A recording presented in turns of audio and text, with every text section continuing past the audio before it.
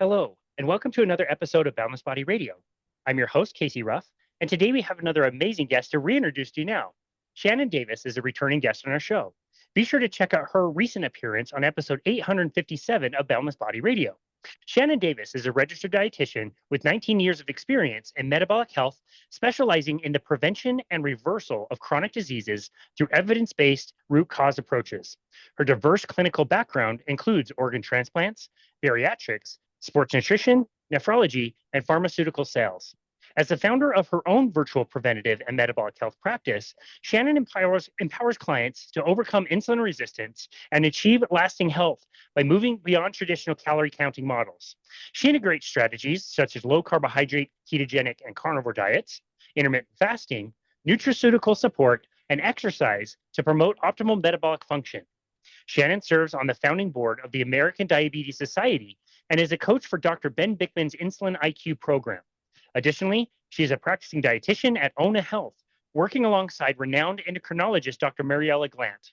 A passionate advocate for metabolic health, Shannon is dedicated to educating others on the critical role of insulin resistance in chronic disease. Shannon Davis, what I'm so honored is to welcome you back to Boundless Body Radio. It's all my pleasure. Thank you for having me. Absolutely. I don't know what you're doing here. I thought I got rid of you a few weeks ago, but here you are. I was going to say, I must have done something right. Was I your most popular episode ever? So absolutely. Absolutely. Yeah, exactly. Suck it, Dr. Barry. We've got a real star here. Who put on Dr. Barry? Exactly. So funny. So I have to admit this. I'm going to admit this. I don't think I've ever talked about this as far as podcasting goes. So I'll tell everybody watching and listening. We've done like 860, 870 episodes of the show. We release every Monday, Wednesday, and Friday, right? So I've done a few of these at this point. There is not one time that I don't get nervous about talking to somebody and feeling like we're going to run out of things to say. I get so stressed out and nervous every single time I do an interview, thinking like, what am I going to talk? What are we going to talk about? We're going to run out of things. What are we going to do? And like having you back on so soon, I find myself like spinning in anxiety. I've listened to the episode we've already done twice to like make sure, okay, we talked about insulin resistance, can't talk about insulin resistance. Like I'm just like get so worked up about like making sure there's never any crossover. We never cover the same subject twice. And it's so stupid because it's never happened that we've run out of things to say, especially with somebody amazing like you, just having an awesome conversation. I just want you to know like my anxiety gets pretty high. Well, no need, because I will tell you this. Ask my kindergarten teacher. I got stuck in the corner and turned around backwards because I could not shut my mouth. I assure you, we will never run out of things to talk about. For a podcast host like myself, that is music to my ears. And it's why I'll invite somebody like Dr. Chafee to come back on the show as many times as he wants, because I know all I have to do is ask him like 2 or 3 questions and give him some like softballs. He's gone. Yeah, he's gone. It's great. Perfect. It's perfect. Yeah. So having listened to our episode back twice, I loved both times listening back to it. It was such a fun conversation. I wish you would be a little bit more excited or have some enthusiasm than last time. You just drip enthusiasm, and your work is amazing. And hearing you describe like what it's like to having been in this industry for so long and feeling like you're not seeing any results and your work is truly work and it's not working, to then find this seemingly magical way of eating and completely transform your career to the point that you don't feel like you're working at all. Yeah. I mean, I love it. That's what I was just telling you. I mean, I found myself on the phone at 10:30 last night, just talking away. And I'm like, Shannon, you have got to shut it down. Like you go, literally, my phone starts pinging, wake up at 5. And I literally, and I know it's not probably, it is so unhealthy. I like reach it over to turn their alarm off and I'm like, oh, messages, let's go. So the day starts, and I always kid my friends. I'm like, my gym workouts end up taking 2 hours, not because I'm working out like a maniac, but because my phone doesn't shut up. So I have to learn to separate church and state. Well, not that we want church in state, but I just don't ever shut it off, because I almost live in a fear of I'm going to miss somebody when they need me. I'm going to miss a message. I'm going to miss a comment. And to the fact that it's starting to seep into every aspect of my life. And so I I honestly need to work on some boundaries because I do love it so much that it does, you know, take up lots of hours of the day. Yeah, no, I get it. I understand both sides of that coin, and it is really difficult when you're working with so much passion and something that's really changing lives. I understand completely the feeling of, you don't want to miss anybody. Nobody slips through the cracks, and you want to respond to Yeah. everybody. I'm. This is not advice, and I'm not good at this myself, so don't take this as this. I just remember somebody saying once, like maybe it was, oh, the author of Atomic Habits, James Clear, saying Oh, like yeah. to be successful in the beginning, you need to say yes. To continue to be successful, you need to say no. And again, Yes. I suck at that, so don't take that as advice for me. But I Yeah. understand the concept. Yeah. Well, I mean, it's just kind of been ingrained. Like I, for instance, have thought, I've got such hard work ethic ingrained in me from just the type A personality, the competitiveness, and the just self drive. It doesn't come from anything but myself, but almost to a default because more is not better. Working harder does not mean more success. Sometimes taking a step back, shutting it down, coming back with a clear brain and almost like a mental reset, you're going to be far more productive than if you just grinded it out, Yeah. 24/7. So, Yeah, I uh, agree. One silly thing that I did this last year is I made a time in my afternoon. It's about an hour's worth of time where I can put my phone in do not disturb mode, and it's permission for myself to just do whatever I want on stupid social media or watch hockey videos on YouTube or just completely waste my time for an hour. And I do find that like when I go back to work later on in the evening, it helps me like refocus, and I feel like I've goofed off enough that I can get back in my yeah, work. But yeah. it's tough. Well, yeah, I need to do that, but except it needs to be off the device. And There you and go. I have so many books, Casey, that are just waiting there smiling. Please read me that I need to dive into. And I'm so excited. I just bought one called what is it? It is psycho cybernetics. Oh, interesting. Hmm. It's about manifestation. Oh, So I'm all about, seeing myself where I want to be, living it in the moment. And I'm really fascinated by like quantum physics and, and interesting.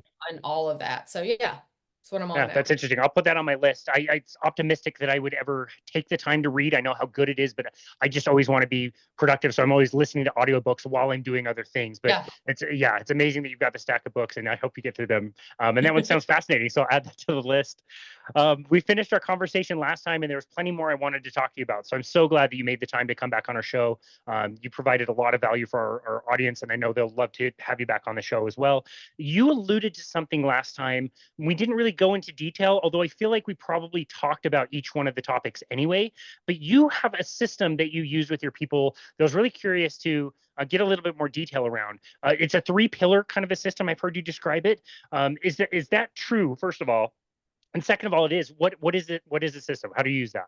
Sure, sure. It is true. It is 3 steps. And while I tell people they're simple steps, but simple does not translate into easy.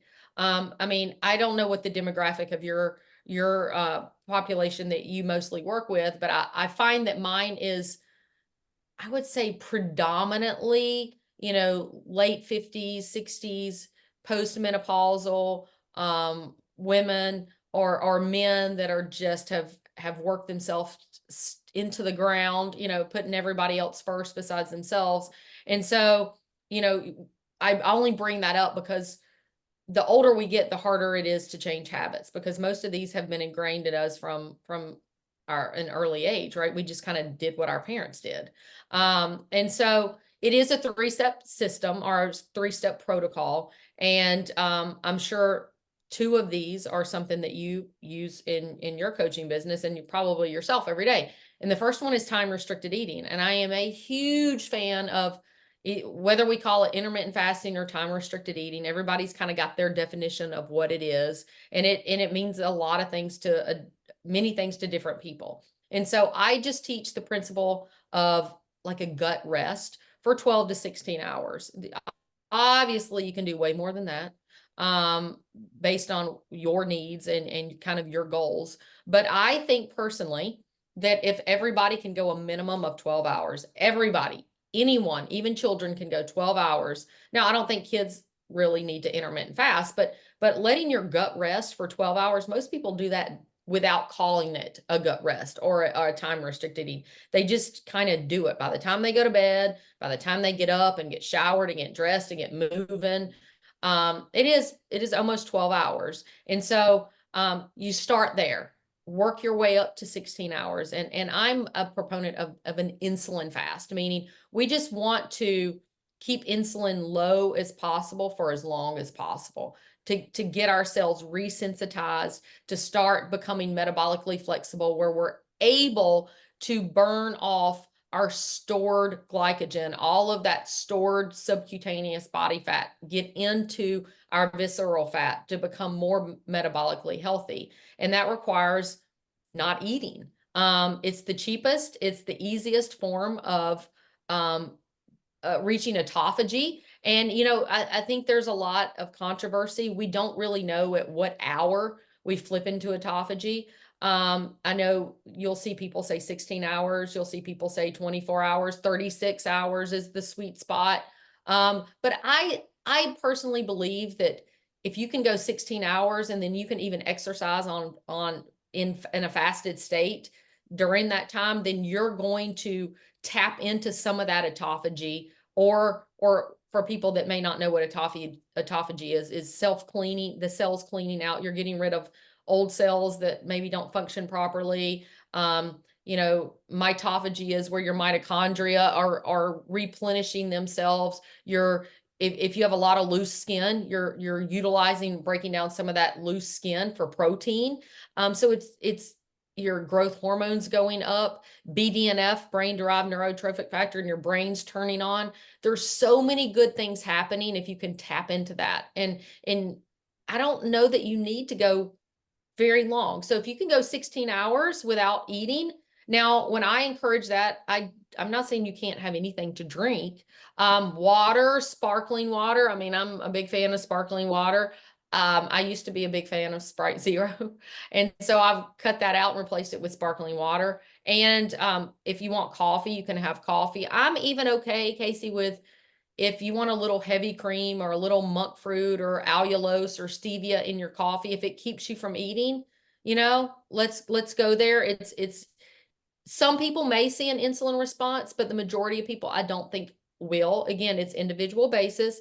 But then I incorporate a yerba mate concentrate, which I'll tell you more about that because that is going to be step 3.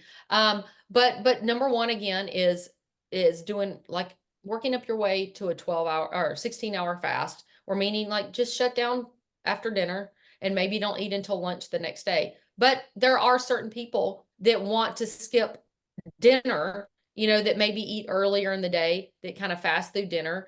And then eat breakfast and lunch. So whatever works better for you, for your hormones, for your circadian rhythm, that's perfectly fine. Step 2 is a low carbohydrate diet. Now, again, there's a lot of room in what that looks like. If I have somebody that's really obese and, with a high A1C and super metabolically unhealthy, then I'm going to be more strict on saying we need to go get those carbohydrates lower. Let's go less than 30 grams. Let's try to get into ketogenesis. Let's focus on animal-based proteins with the good, healthy fat that come with it. Now, if you've got a lot of weight to lose, you don't need to be adding all this extra fat. I see a lot of people, and again, I don't mean any disrespect when I say this I'm just speaking in general terms. I see it a lot of people in the carnivore, in the keto space, adding just ginormous amounts of fat to their meals. And if you're metabolically fit and you're healthy and you're at a goal weight, you can likely get away with that and be just fine. Michelle Hearn, who's my best friend, who runs 100 miles a week, she can get away with it. But if you've got a lot of weight to lose, you're not going to benefit from adding a stick of butter a day to extra on top of your food. We want you to burn your own body fat for fuel, not the fat that you're ingesting. I love animal. I am not per se carnivore, but my plate is full of animal-based proteins with some veggies sprinkled around it. Not because I think that maybe vegetables are beneficial, but truly because I like them. And I want to eat them. I think if you eat carbohydrates, I do think that you need fiber. I know that we could argue back and forth. You're going to have, half the room that says we need fiber and half the room that says we don't. I don't know the answer to that, Casey. I don't. But I do like what I heard Dr. Sean O'Mara say. And it was he's the only person I've ever heard say it, and it made so much sense. He's like, carnivores back in our ancestor days, they drank water from streams. They dug in the dirt. They killed their prey. They cleaned their prey, meaning they got tons of gut microbiota from all of that. They ate some of the hair that didn't come off when they killed it. They drank some of the blood. There was a lot more to it than our sterile per se carnivores today. So the only reason I say that is I don't think there's a harm by adding some fiber into your gut, only to protect that mucin layer. Do I think we need it to survive? No. But do I think it's beneficial for optimal health? I think it can be. Again, I don't have the answer to that. Great point. I don't. And I'm happy to listen to both sides and learn from both sides, because I would love the answer. I don't think anybody knows. Then, so it's predominantly animal-based protein, aiming for a gram of protein per pound of goal weight, ideally. And some women, it's hard to get that in one meal or 2 meals. You may have to eat 3 small meals in that eating window. Whereas a big, huge man might be able to do an OMAD or 1 meal a day and get it in. And so it's all truly individualized, but not being afraid of the fat that comes with that protein. Don't throw away the yolk. Don't get the leanest ground beef you can find. Don't try to find, get rid of the skin on your chicken or not the dark meat because of the quote fat, right? And then if you're going to eat vegetables, stick to the high fiber, low starch, Brussels sprouts, broccoli, cauliflower, zucchini, yellow squash, cabbage, whatever floats your boat, avocado, that type of thing. You're obviously going to tolerate cooked better than raw. I think anybody does. And then the third step is some nutraceuticals. I know I mentioned that I drink a yerba mate concentrate in the morning. So this is called the Feel Great system. I have been part of this Feel Great system for 3 years, and it's profoundly changed my life. And I found it to be such an amazing tool for the people that I work with. So a little bit about what it is, and I'll try to keep it quick, is there's 2 parts to it. Number one, let me just preface it that Dr. Ben Bickman is the medical advisor to Unicity, to the company. He has vetted these supplements. He has tested them at his lab at BYU. And if anybody follows him and hears him talk about a yerba mate, this is the same one. Dr. Nick Norwitz drinks this now. You may have seen him talk about Unimate on some of his videos. Nick has done the science. He has dotted the I's and crossed the T's. He's got the third-party testing. He's got the certificate of authenticity. Like, these are legit products. They're in the PDR. There's 24 clinical studies. They are legit, okay? And so the first one is the mate concentrate. This has 375 times the amount of chlorogenic acid that's in conventional yerba mate tea. Now, why is that important? You'll hear Nick, you'll hear Ben talk a lot about this new compound called chlorogenic acid. I encourage all of your listeners to go do their research. It is going to be the up and coming Spice Girl, if you want to say. It's unbelievable. It increases our own endogenous GLP-1 60 to 70%. So right there, we're working with our own GLP-1. It's not synthetic. It's not unhealthy. There are no side effects. It's a potent anti-inflammatory. It increases our glutathione production in our liver for recovery, for anti-inflammatory properties. Michelle says she's never run better drinking this. She's training on all her ultras using Unimate. Zach, her coach, broke the 100-mile world record drinking Unimate. It increases fatty acid oxidation. It increases ketone production by 80%. It's truly unbelievable. I've never seen anything like it. So I drink it in the morning. Now I drink it in the afternoon, and I just don't think about food. Casey, when I drink it, I'm not hungry. I work out like a maniac in a fasted state, and I fast afterwards. I've never been stronger. I've never lifted more weight. And I think a big part of it is the intermittent fasting, the concentration on protein, but it's these products too. And then the second part is a fiber matrix. It's 7 different types of soluble and insoluble fibers. Now, many people will go, oh my God, it's a fiber supplement. It's only 3 grams of fiber. It's not a volume product. It's a diversity product. It's got some phytosterols in it, some polyphenols, and some vitamins and minerals. But the Cleveland Clinic studied this. Anybody that knows of the Cleveland Clinic knows it's the top cardiac hospital in the world, said it could replace lipid lowering meds. Ben also, just his most recent study showed it lowered glucose more than metformin. Metformin lowers glucose about 25 to 30%. This lowers glucose up to 43%. Wow. So we have the studies. It's also a prebiotic, so it can help with that gut microbiome, the gut health. I got on it and my triglycerides went from 250 to 50. And my HDL went from 53 up to 122. And I had already been intermittent fasting and low carb, and I lived at about a 250. And so that was the only thing that I changed. So what is it? It's a natural statin, Ozempic, and metformin in one. It works as an amazing tool to help people get into the lifestyle that you and I are such big proponents of, that we love and we feel amazing on.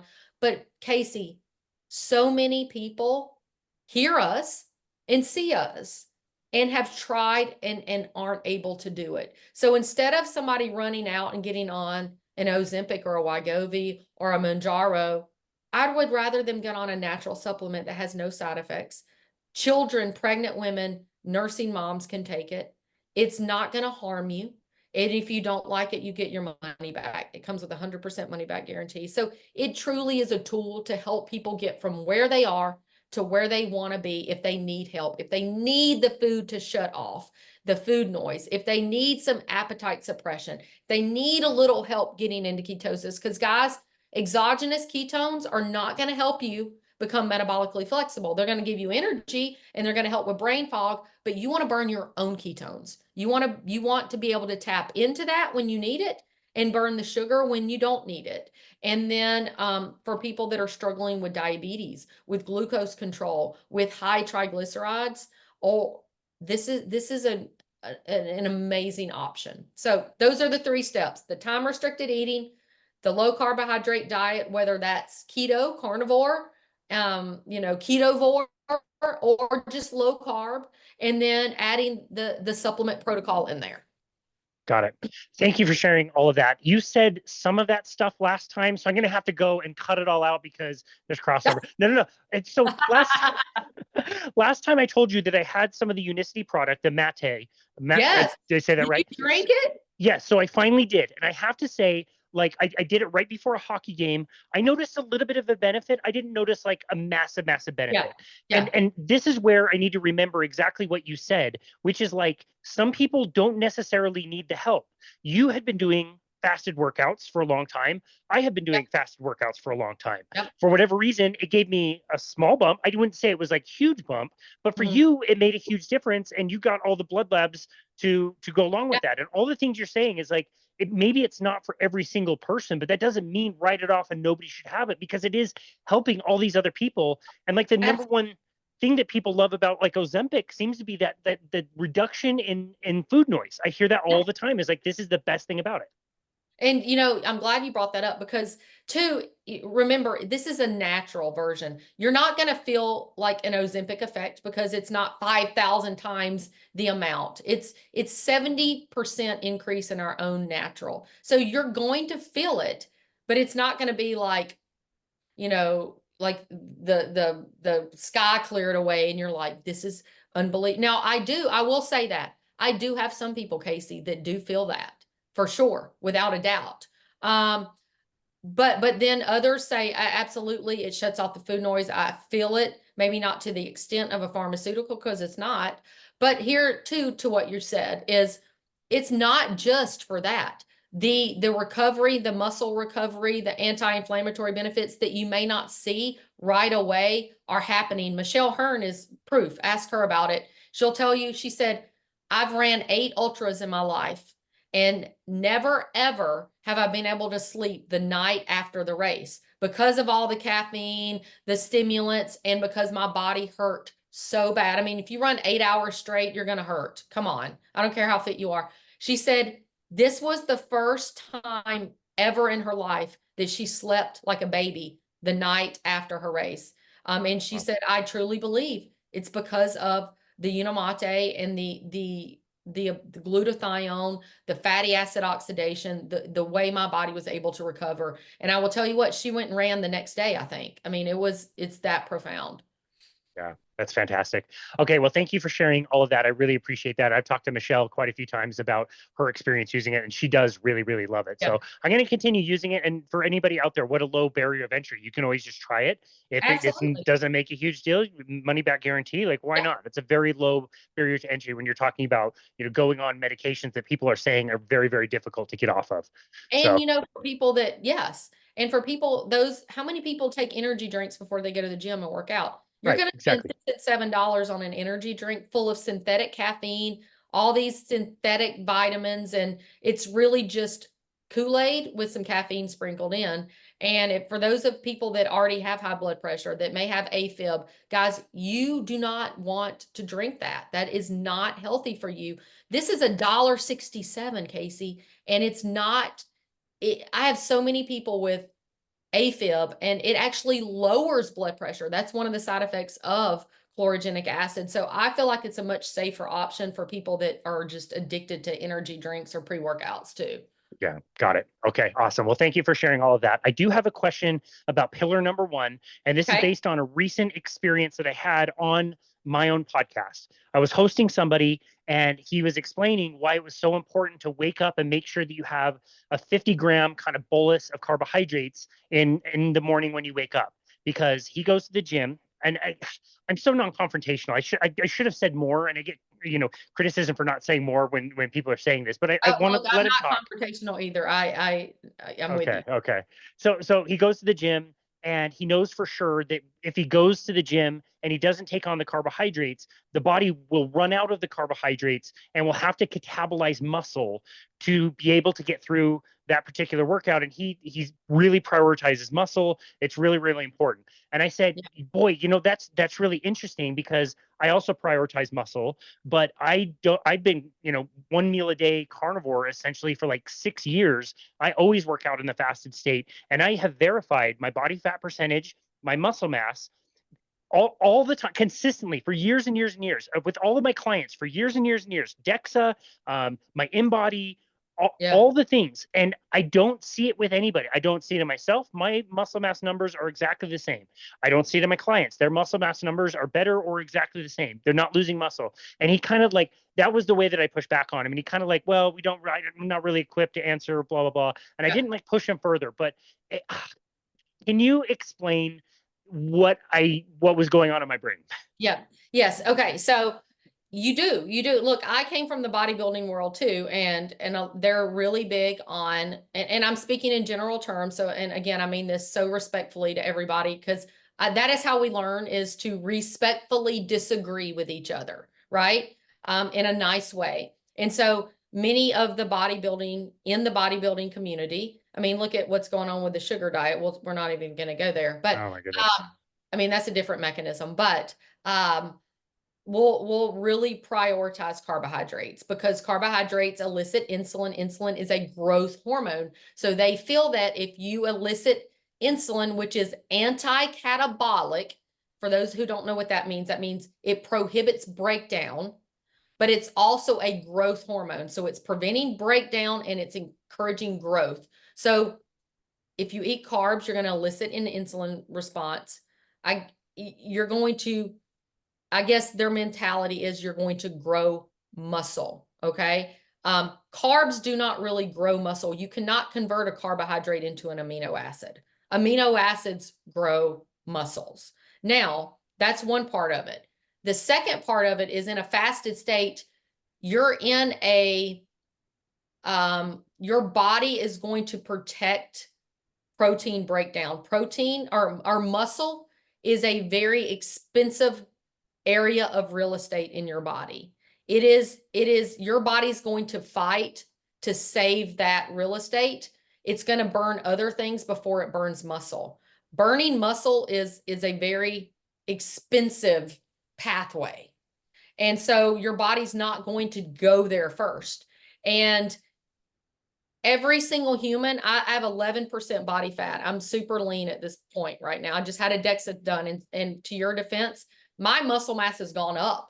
My body fat's gone down, fasting and working out in a fasted state. And so when even as lean as I am, there is lots and lots of stored energy on my body to be tapped into, to be burned before it goes to burning muscle. So your body's going to burn fat before it burns muscle. And heaven knows most of us have hundreds of thousands of calories on our body at any given point in time. I don't care how lean you are, that's available to burn. I mean, we have Robert Sykes, right? Who is it Bronson? Who like, we have all these ketogenic bodybuilders that are proof that the body is going to prioritize saving muscle.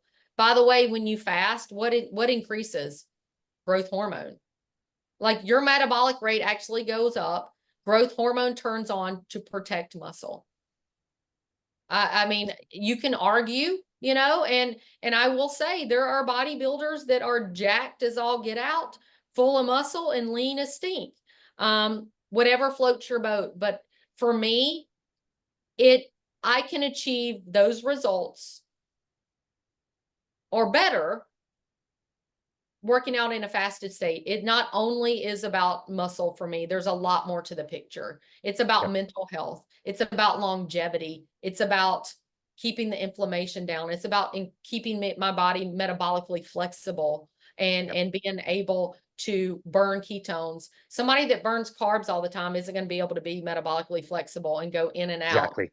Right? Exactly. So I don't know if that answered your question, but yeah, it answers my question perfectly. No, I spent 13 years of my career actually working on a metabolic cart. And so we first learned how to make somebody be metabolically flexible or make them increase their fat burn. When somebody's a sugar burner, what he was saying is pretty true. Like, you do need the carbohydrates to some extent because you're running on so much sugar, you're going to run out so quickly. You kind of need more. If your body's not going to go through that expensive process of catabolizing muscle, that's where I see some people lose muscle if they're a sugar burner. When you're a fat burner, this is the part I don't think he understood. And the reason why he answered the question is, like, you're running on a totally different operating system. You're burning fuel that is already on the body, like you said. And the example that I'll give is, like, let's say you run a wood burning house in the wintertime and you buy a few cords of, wood inexpensively, and it sits next to the side of your house. You also have, like you said, like, expensive things inside the house. So maybe you've got cabinetry, you've got an expensive table, whatever. When your fire is running out to keep your house warm, you wouldn't necessarily start with breaking down the table and the cabinetry and all the fancy stuff when you still have tons of wood that you purchased really inexpensively, and that works just fine. That's what it's there for, and that's how the body can burn fat in a fasted state and totally preserve all the muscle mass. So yes, that was a perfect answer. Yeah, it's the problem, Casey, where people get into is because they're such a carb eater, their insulin levels are high often.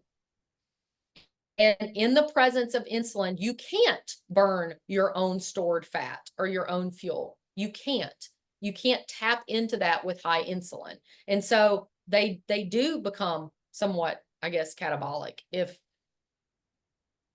Yeah, well said. The other thing that I noticed, like, I was already on the keto train and helping people increase their fat burning and decrease their carbohydrate burning when I was doing resting metabolic rate assessments of finding out the baseline metabolism of somebody, just sitting down and doing nothing. It was the people doing intermittent fasting. Somebody on keto would have generally like a higher metabolic rate.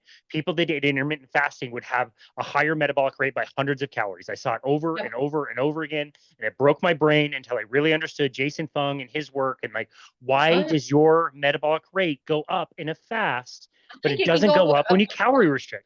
Like 400 calories a day. 6, 7. I could see 6 or 7. Yeah. Incredible.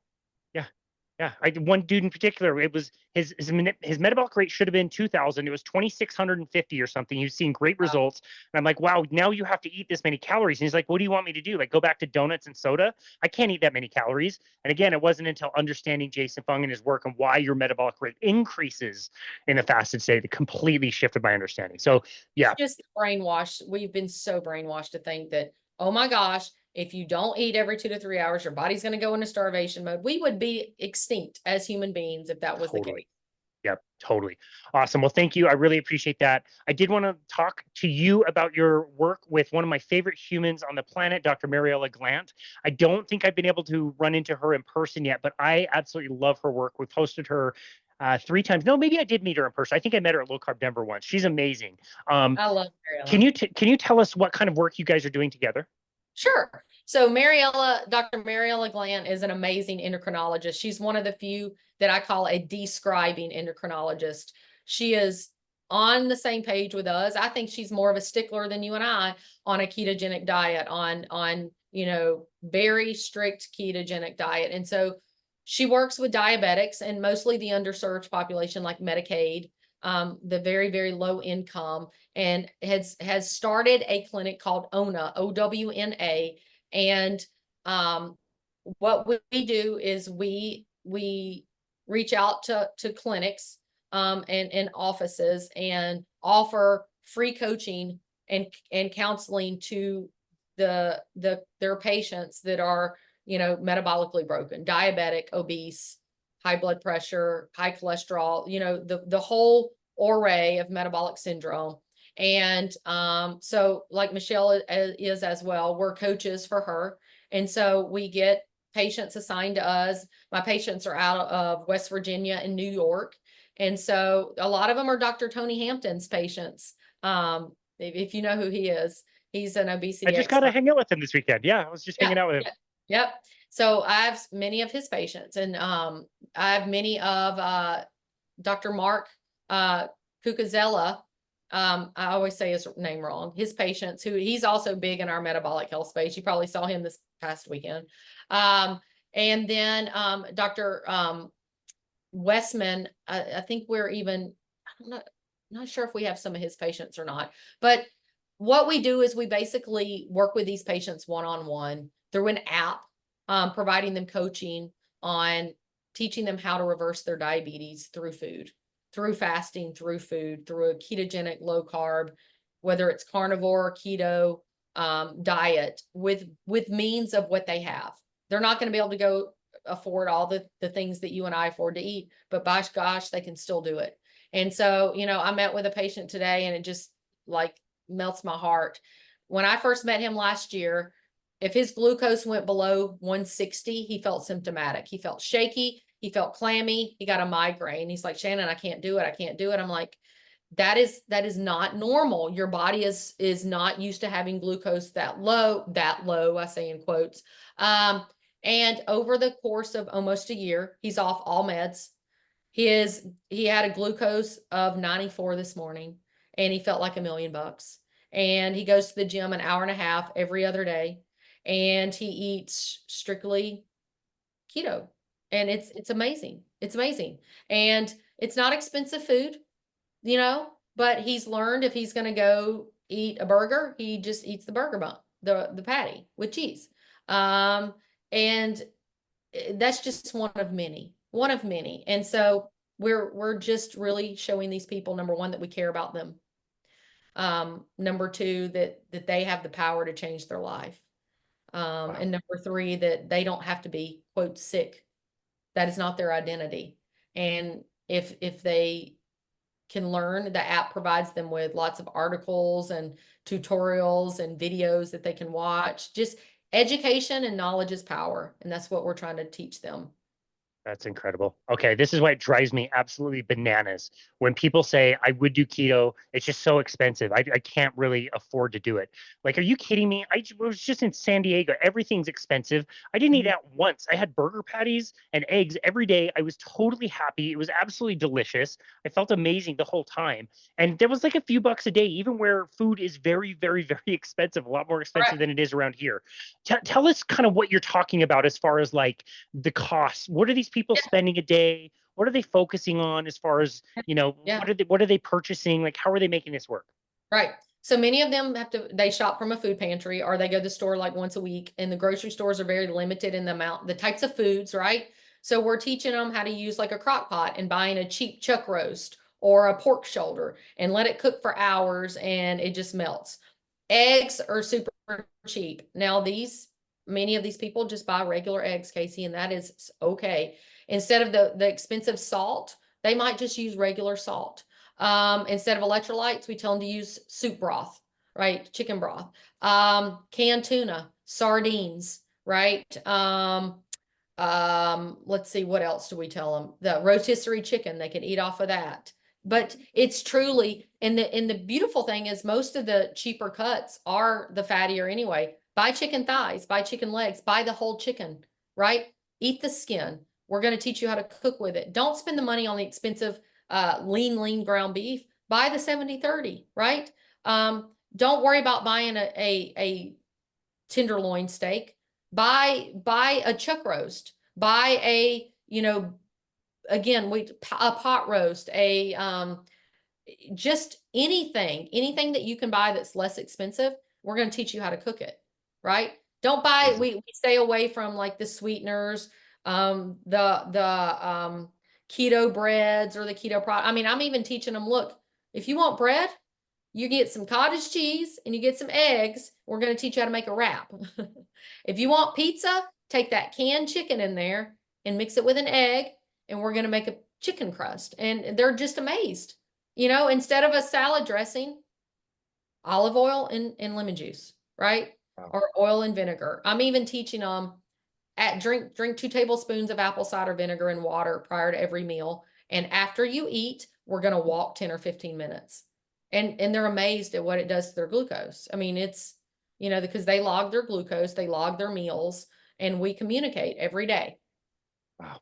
That's fantastic. I love that. Next week, we're going to be hosting Brad. I can't remember his last name, but he hosts the Butcher Wizard channel on YouTube.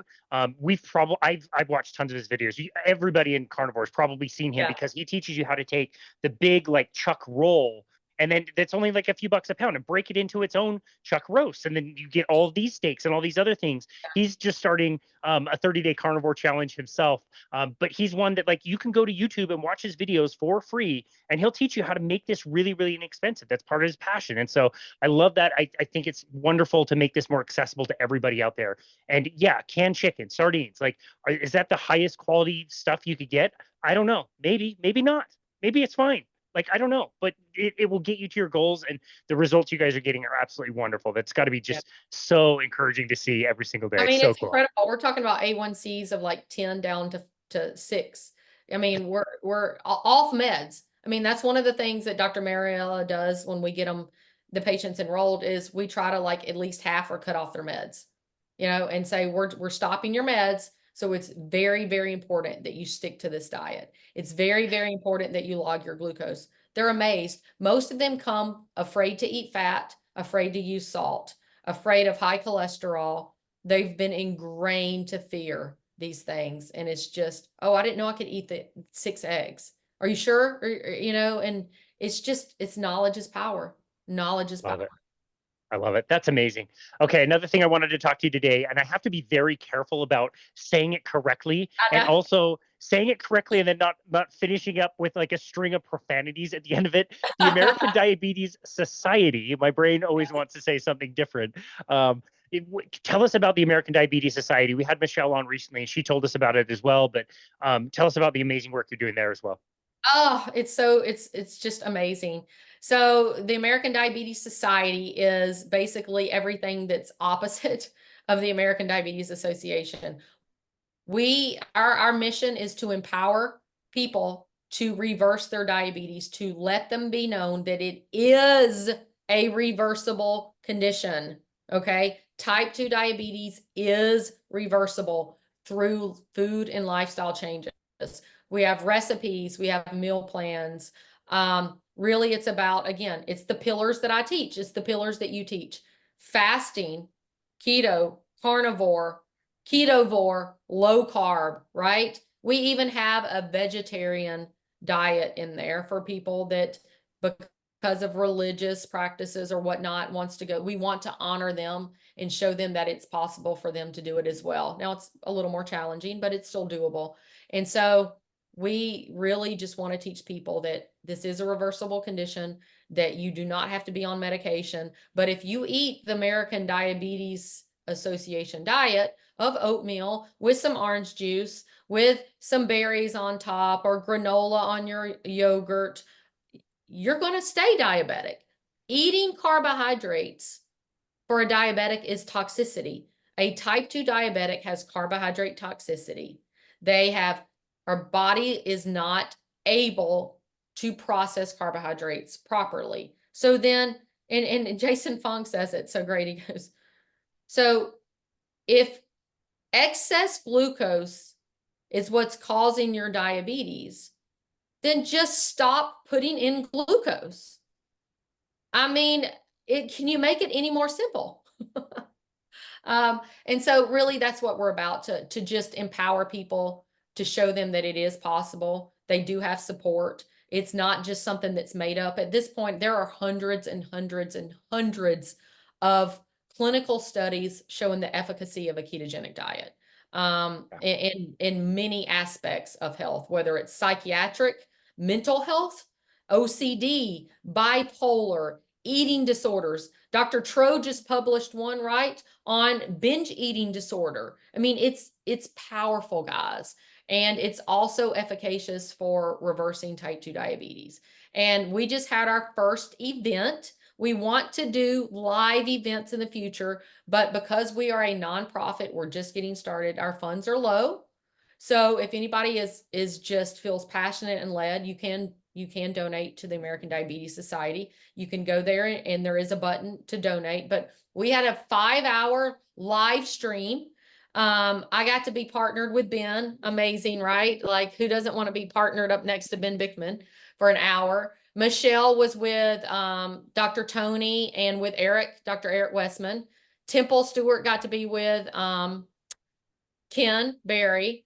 Mariella and Shanna, she's one of our other rogue dietitians. She was with Mariella. So it was amazing. We all just took an hour. We accepted questions. We kind of talked. It's recorded. It's on YouTube for anybody if they want to go back and watch. But we really just want to start spreading the word globally that this is a reversible condition. Guys, you don't have to be on medication to I call it, make your numbers look pretty. Band-aiding numbers with medication is not fixing the problem.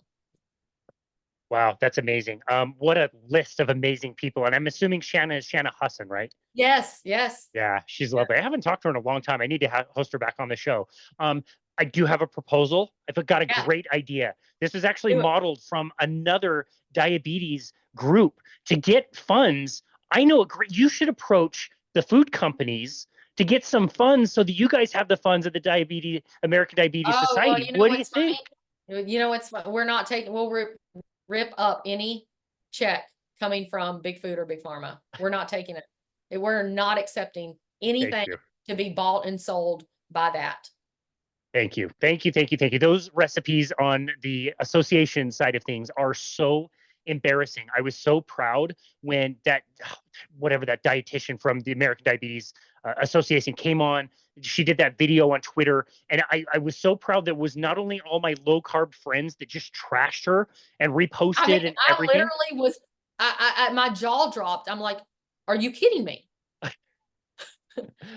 But what's so sad, Casey, is so many people trust these associations, just like they trust the American Heart Association, to feel that they have their health at top priority. And I just don't feel that. That's my personal opinion. But when you're being funded by the companies that own Big Food and Big Pharma, I mean, one of the American Diabetes Association's biggest funders, Eli Lilly. Eli Lilly makes insulin. So why would they not want you to stay sick? It's crazy. It is absolutely crazy. Yeah. anybody who wants to kind of see this, it's mostly in the type 1 diabetic kind of lens, but the diabetes solution on YouTube, you can watch it for free. It's like 45 minutes. Amazing little documentary that was made, and they talk about all the finances, and it is absolutely infuriating. It is crazy, I the mean, stuff they're doing. it's I'll tell you, disgusting. yeah, disgusting. Yeah, great way to Yeah. say it. Great way We to say have, it. I mean, what do we do before insulin? I ask a lot of people this. I'm like, what would happen to you today if your pharmacy was closed? What if they ran out of metformin? What if they ran out of insulin? What if they ran out of that statin? What in the world are you going to do? You Great know? question. And so I can tell you exactly what to do. Casey can tell you exactly what to do. The American Diabetes Society will tell you exactly what to do. But just like I said, simple does not mean easy. And I will speak because this is me. Food addiction is real, people. And we live in a society that's profoundly addicted to sugar and carbohydrates. And people will justify every reason to not give it up or to start tomorrow. And when you physically have withdrawal symptoms like the shakes, or you get hangry, or you have a headache, or you sweat, or you feel weak or fatigued, that should be a sign that this is truly a drug, because you should not physically detox from food. That's all I have to say about it. Yep.